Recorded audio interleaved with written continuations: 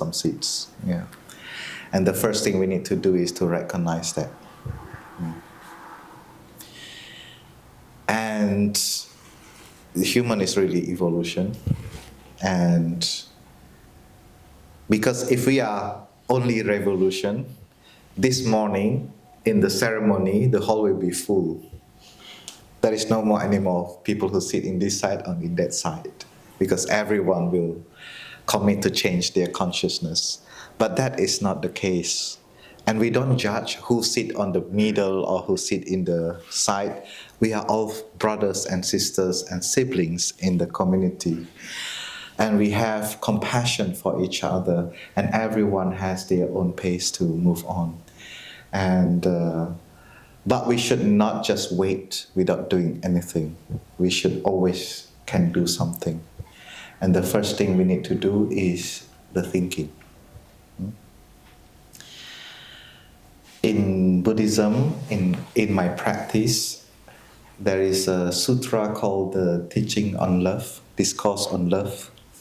The text is the teaching of the Buddha. And it starts from the sentence, if you want to be peaceful, we need to practice in such a way. Yeah. And it's really helped me when I don't feel peaceful. When I look at the situation, of course I have some anxiety, I have some fear, I have despair. But then I know I can organize retreat. Like this week, I feel like I'm participating in creating happiness and peace and joy. And that is what I can do. Maybe not for 1,000 people, maybe for 30 people, but that's good enough. But then we should not also forget to be too naive that, oh, this is good enough and what is happening can be happen. So we continue to think about that. We call it sending energy. Sending good energy.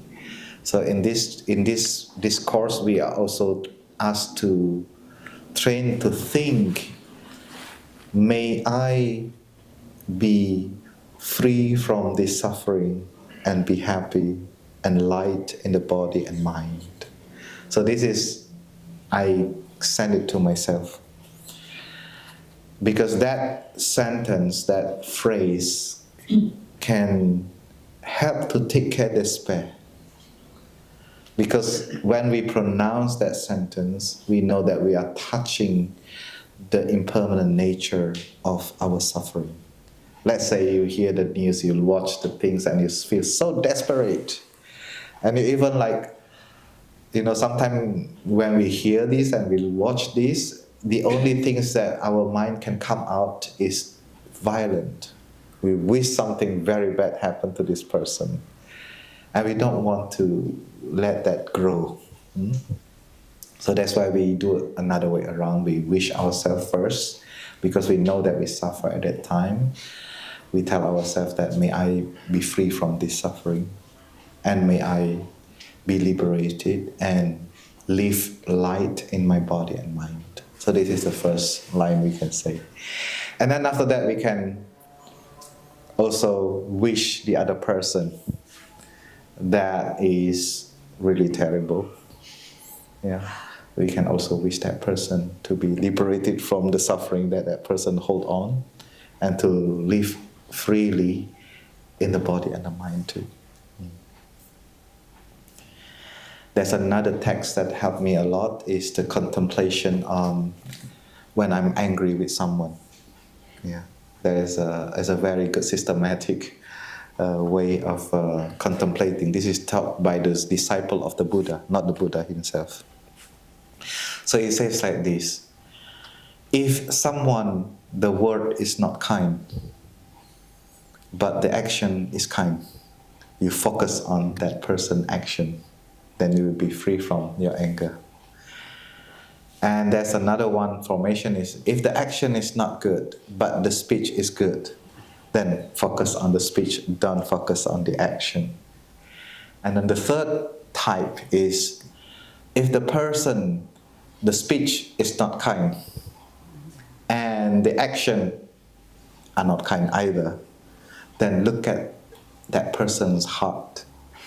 Maybe there's a little bit of kindness. We focus on that little bit kindness. Yeah?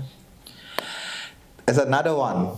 If that person, the speech are not kind, the action are not kind, and you look at the heart, there's nothing that you can call kindness, then in that text say that maybe we should be compassionate with that person. That person must suffer a lot. Can you imagine if our speech are not kind and our heart are not kind and our action are not kind? We must be someone who suffer a lot.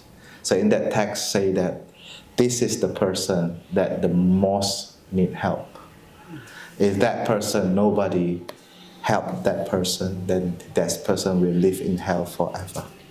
If it maybe as someone who is dying, have really incapable, maybe that person will die if nobody bring that person to the next village to help. So this is the way how we accept the terrible things in front of us, but also we take care of our mind to keep our sanity. And after that we can also touch the impermanent nature of things, so we can see the hope. Otherwise we just desperate, and that desperate become burning our whole system. Yeah. I hope this is clear enough. Thank you so much for the question. Yeah.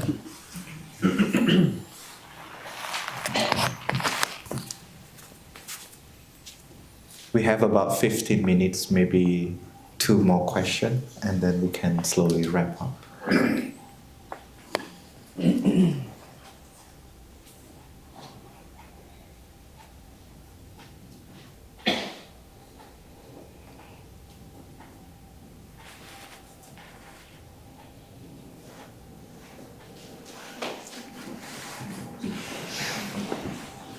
At the end, there is a guy. We feel so lonely here. We feel so self-conscious. Why all the women ask, and then the monk tell the woman. I feel so bad. Now I feel better. Yeah.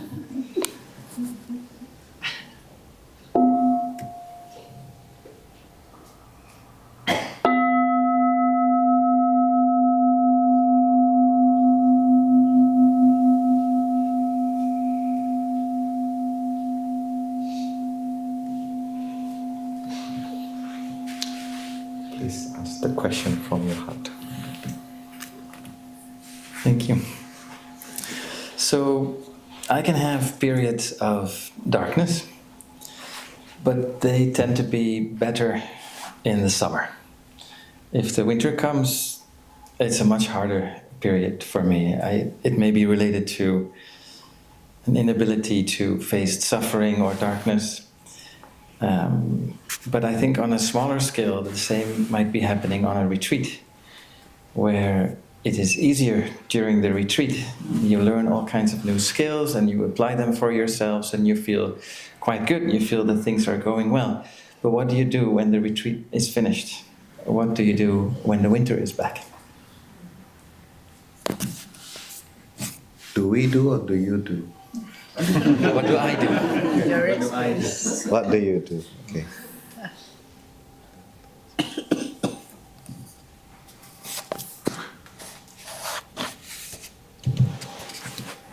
So, Disanga. So, again, I would like to talk about the Sangha because when you ask like that, I think about because you just received the 5 mindfulness trainings. So that's we encourage the one who receive is to go back to your hometown, and you can have a kind of group of people who can practice together. And we also ask you to recite time to time the trainings. Yes, somehow I feel very difficult for the lay friend who can have a time to recite by yourself. Yes, but somehow we can say that it can be the love letter from the Buddha.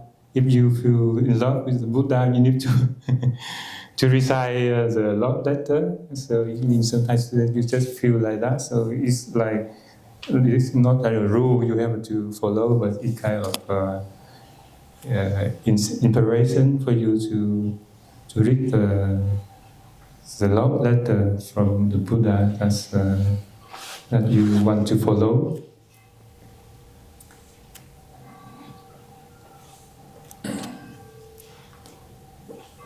And yes, here we, as you say, easy to practice, cultivate mindfulness. But I mean, when you go home, it's difficult. But you just remember that from this is. Our teacher says it's not located in one place. It can be everywhere with your mindful step and mindful breathing. That's two things that you can practice wherever. For me, the darkness is always there, and also the happiness is also there. So. So even something, the darkness comes, but with practice, that you generate, so you really free, you know. I also because I have a tendency to transform like emotion or some anger in me, but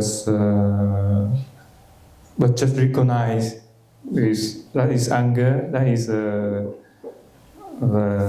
difficulty.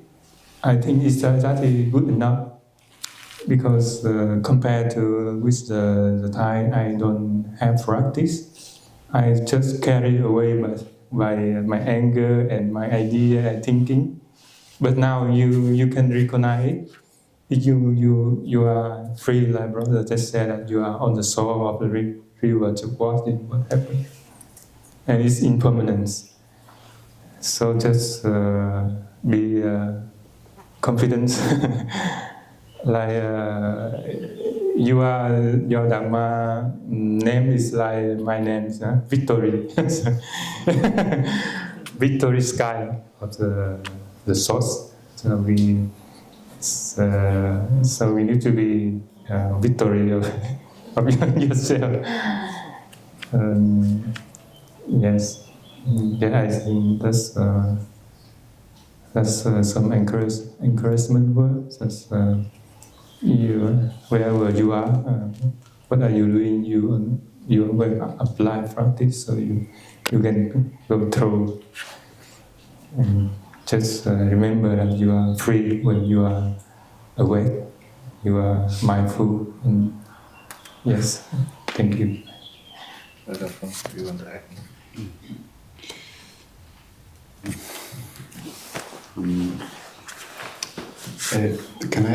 Do you have a sangha where you live? Are you practicing with some people?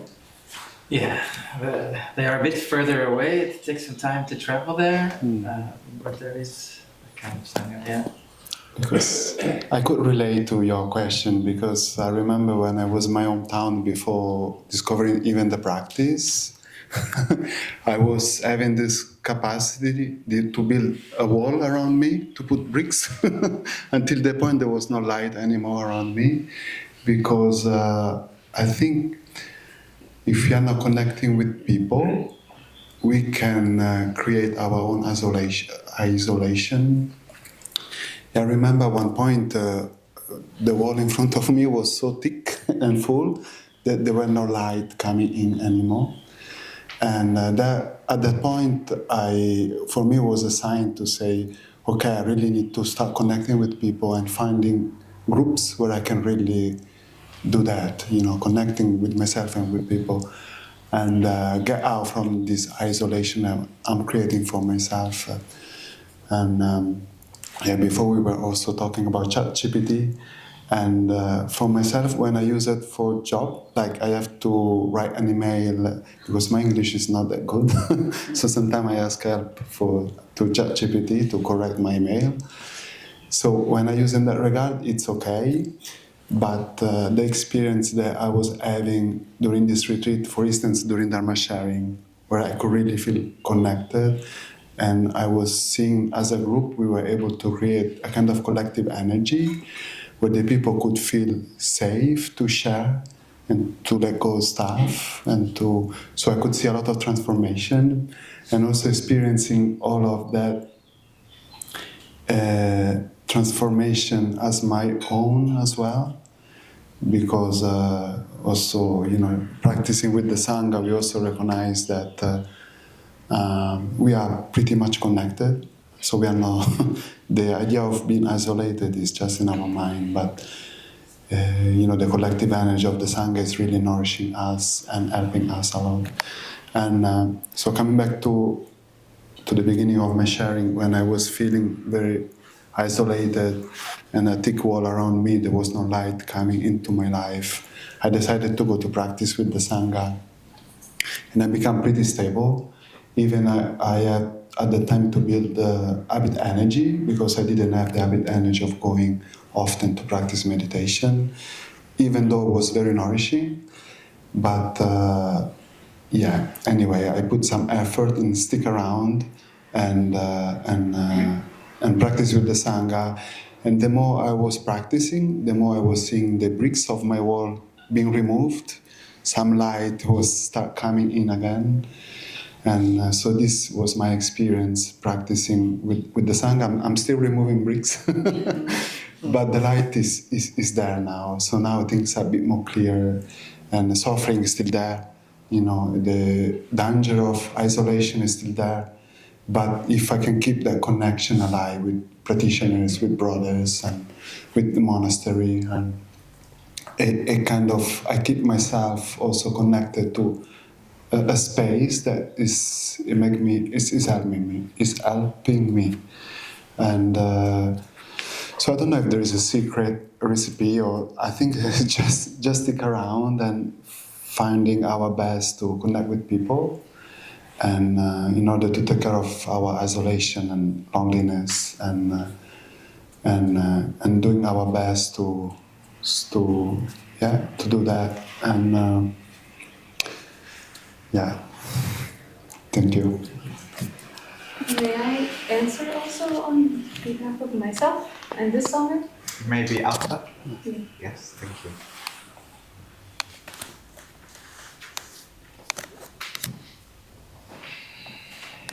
Yes, the last question. So Kathy, you can approach Finche if... No. Please come. Please approach Finche if it's okay to continue that question. Yeah, after. After, yeah. Okay, thank you. Listen to the bell first.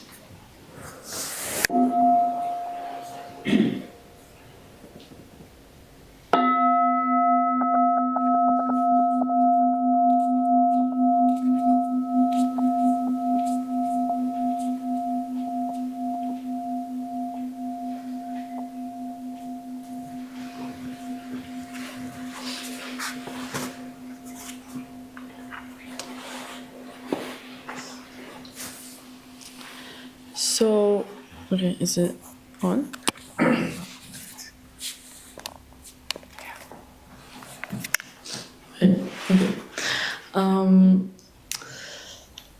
This is a little dark, I think, but it came up to me when I was listening, and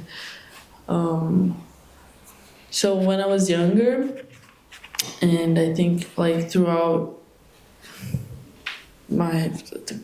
until a couple of years ago, I became very, like, I would, my mind would become too much, and I got this habit of like just harming myself and just even like beating myself sometimes. And I would get these crises where I would be so angry at myself and I would hurt myself. And I think with time and practicing and many other things that happened in my life, I became able to not do that. But I've hit these points during my practice where sometimes I'm trying to practice like the radical acceptance and love and just like being kind, and I see like things that I might not like or that are difficult in my consciousness, and I try to be like, it's okay. And there's this part of me that's like, it doesn't feel genuine. I don't know how to explain it, but it rejects it. It rejects that love. It's like, this is fake. Like, this is not how you are, you know? And I have a feeling, it's like, you know, when a kid is like angry and then you try to be like, no, it's okay, it'll pass, and they get even angry. They're like, stop doing that. Like, stop, I'm so angry. Like, stop saying that. I'm angry. Like, and then you try to be like, no, but it's okay, I'm here for you. And it's like, no, you're not. And you get even angrier. It's like when you're angry at your parents because they don't want to buy you something, and they try to be like, no, but we love you. And you're like, no, you don't. You're not giving me what I want, you know? It's kind of like that, but internally. And the feeling is like, the more I sit with it and the more I try to love, it's like I'm divided inside of myself. I don't know how to explain it. And I've been hitting this a lot. It's been happening a lot. And sometimes it suffocates me and it makes me want to like feel pain. And it's like, okay, too much. And then I leave. You know, I'm just like, I don't know what's happening to my meditate. Like, I don't know what's happening, but I can't meditate right now. Like, I'm gonna let go of the practice and let it be normal. Like, just do what normal people do, go party, go out, and stop thinking, because I'm hitting this point where I don't know how to find the peace, you know? It's like I'm fighting with myself. And yeah, I guess my question is, how do I handle it? I try to be accepting, but it feels like it's not working, and I'm making myself even angrier in a way, you know? I don't know if you can understand what I mean. Yeah. Thank you for the question.